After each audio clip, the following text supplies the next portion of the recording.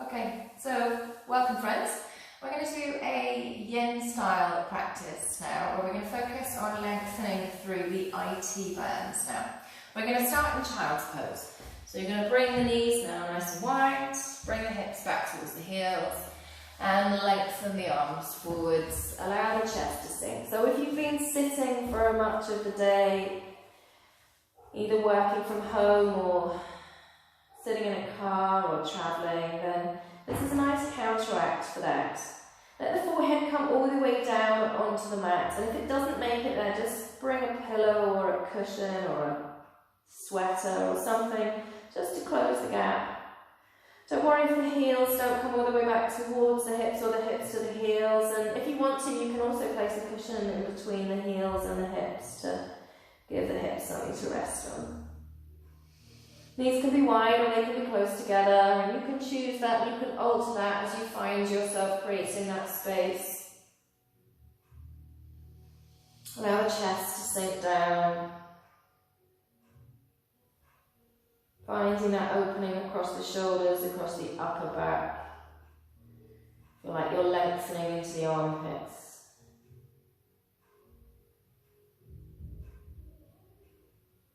Now lift the head up slightly, leave the left hand where it is, but walk the right hand so it's now resting on top. And now try and sink the right hip back down again. Feeling that a little more so through the right side.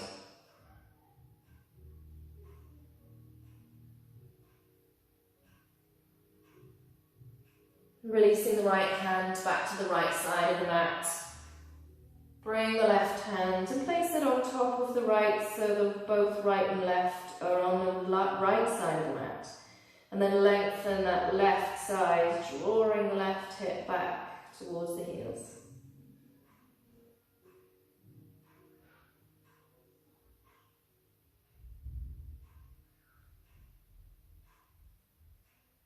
Place the left hand back onto the left side of the mat, and then come up onto an all fours position, and then bring your left foot forward to the front of the mat. Frame the hands around that foot, and then immediately sink the hips back again. So we're coming into a half split position.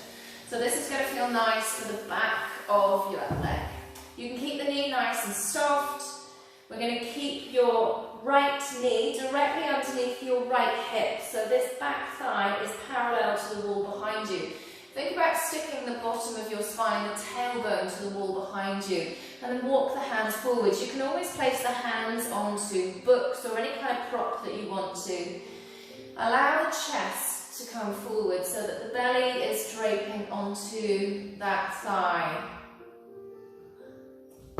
Just observe the ankle, that it's not twisting. We're not lifting up the inner or the outer arch.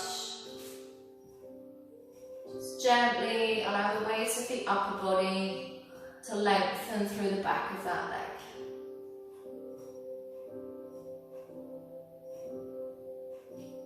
Now, keeping everything exactly as it is in the lower body, you're going to place your right hand down onto the mat, midway between where your left ankle is and your right knee.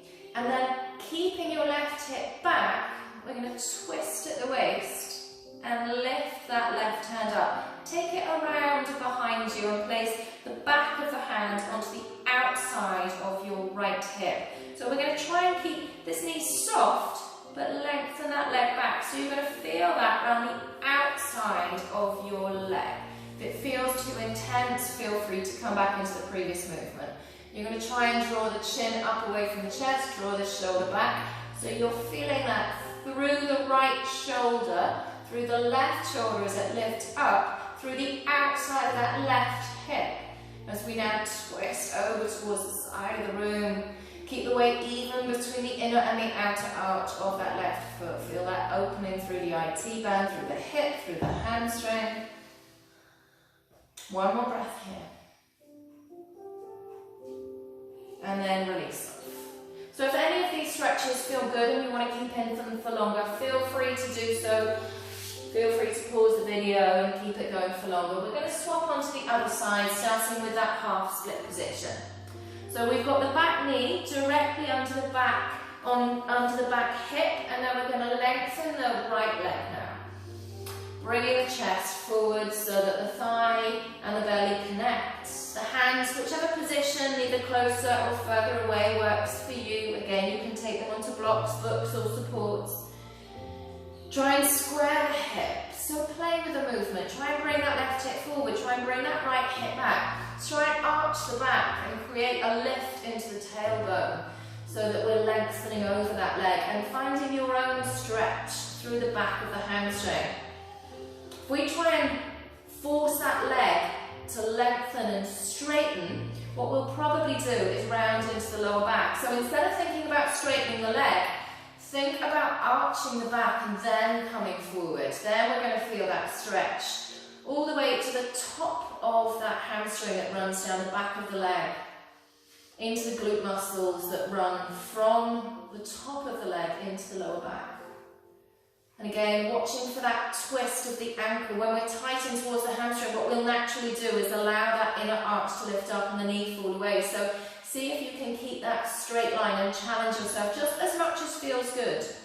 Now we're going to come into that twist. So the hand is going to come a little bit further back, the left hand onto the floor, and then keep that right hip drawing back and try and reach up with your right hand. Now again, you can take the left hand onto a block if you need to. Try not to lift up the inner arch. Try to press down with the right big toe as we draw that left hip forward and the right hip back. Taking the right hand to the outside of your left hip so that we're not stressing that shoulder too much by trying to keep it in the air. If it feels good in the air, then feel free to keep it there. Otherwise, just focus on twisting the chest, twisting the rib cage, twisting just from above the belly button. So the hips are still facing forwards. Same as we were in our half split position. We haven't changed a thing. We're still keeping that ankle square, that knee square, so that we're challenging the outside of that leg, the muscles of the IT band that run down the side of the leg. Again, feel free to stay here longer and pause the video if you want to. Or release and come back. Taking that foot back behind you and releasing back. Not into child's pose this time, but into a puppy pose. So take the hands so that they're off your mat, they're nice and wide. Your hips are going to stay high, stacked on top of your knees. And we're going to slide the arms forward until the chest comes down. You can either rest on one of your ears or you can bring the chin down. And try and sink the chest down. So you're going to feel this into the upper back and shoulders. If it feels too intense, feel free to come back into a child's pose.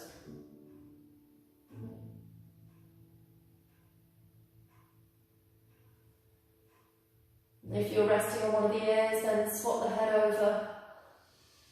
If you can lengthen the arms a little bit further away, if you can sink the chest a little bit further, if you can bring the chin down and take the eye gaze forwards, do so.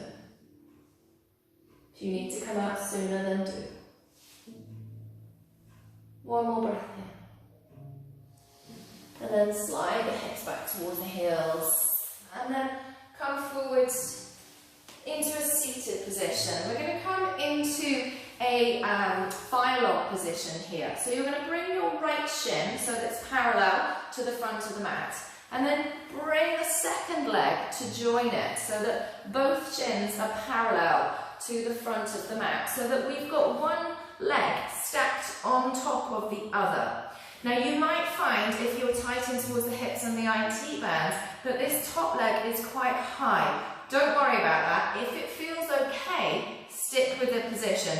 But if it feels very uncomfortable onto the knees, then just take a simple cross-legged position. Our aim is to try and get this knee nice and low. So you can take the hand and press that thigh down. We're going to flex both feet. Try and have the ankles stacked on top of the knees and the knees on top of the ankles so that you've got two logs of legs. It's called a double fire log position here. What you might find helpful is to take the hands just a little bit behind your hips and press into the fingertips, and then lift the chest up. You might find that what that does is just give you a little bit more space into the lower back so that the knee can come down. If you're finding that both hips can't stay down in this position, then again, take a cross-legged position. You're still going to get lots of opening through the outside of the legs. Now, if you feel comfortable in this position, then what you can do is bring the hands forwards and fold forwards, bringing the head forwards over the bent legs.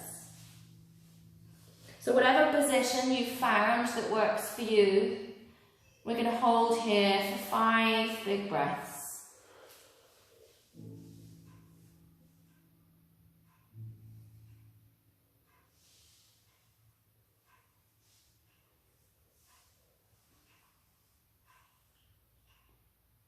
With each exhalation, allow the body to let go.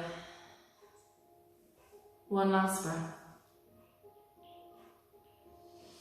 Inhale, come back in towards you. So we're going to swap that over now. Now one side is always more flexible than the other, so hopefully this is the easier side.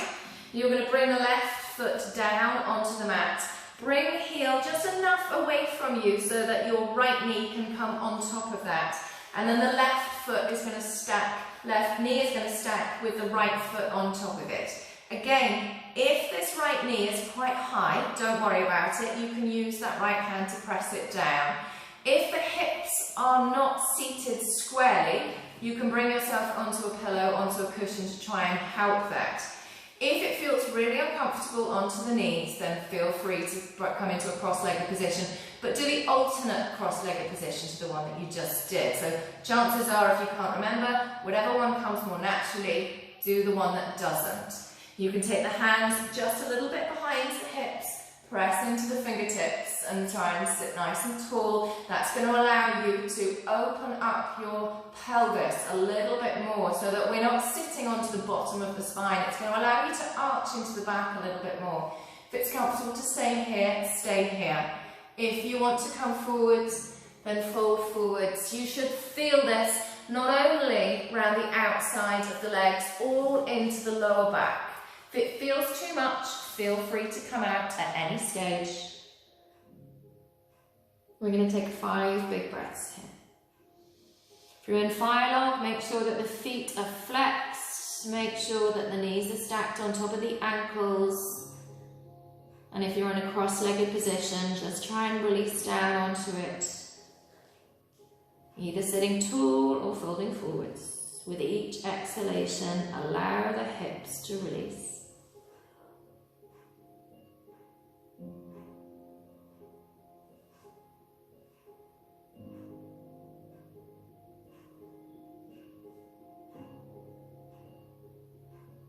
One last breath here.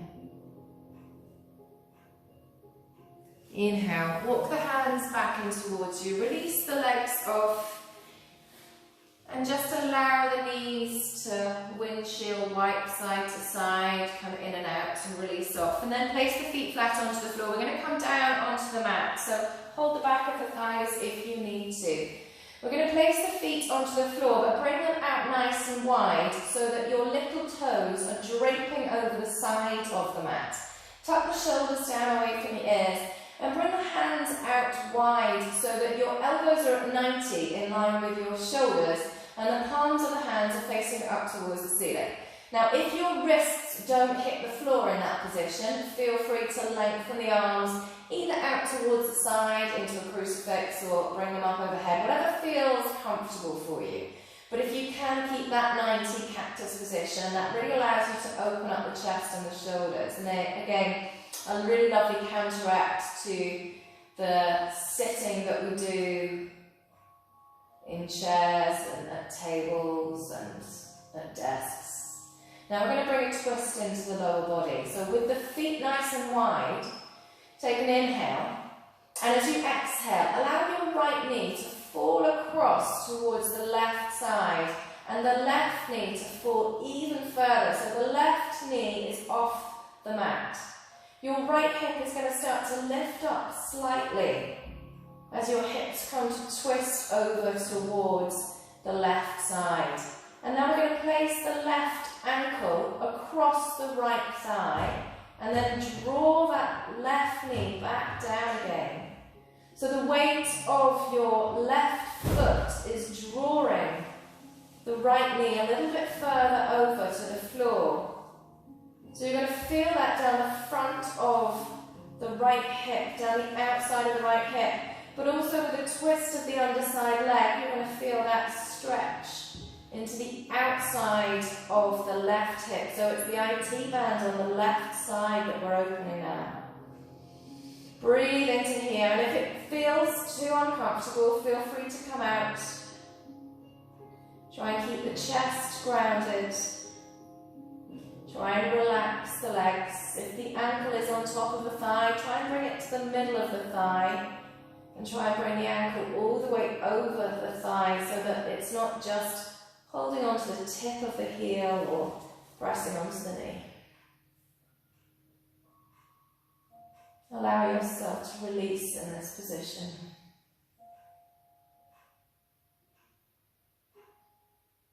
If it feels really good in this position, feel free to pause and stay here for longer. Otherwise, on the exhale, allow that heel to come off the right leg. Bring yourself back to centre and allow the feet to move apart from each other to the outer edges of the mat. Take an inhale and then exhale. Left knee falls in towards the midline, right knee falls over to the right side. And then with the lift of that right foot, bring the right ankle across the mid part of your left thigh so that the weight of your right foot draws that left knee down a little bit further, creating length through the front of the left hip this time. And allow that twist in the right leg to open up the outside of the right hip. Allow everything to relax. You can close the eyes as well. Again, if it feels too intense, with the foot over the thigh, you can take away that and just hold the twist in the knees.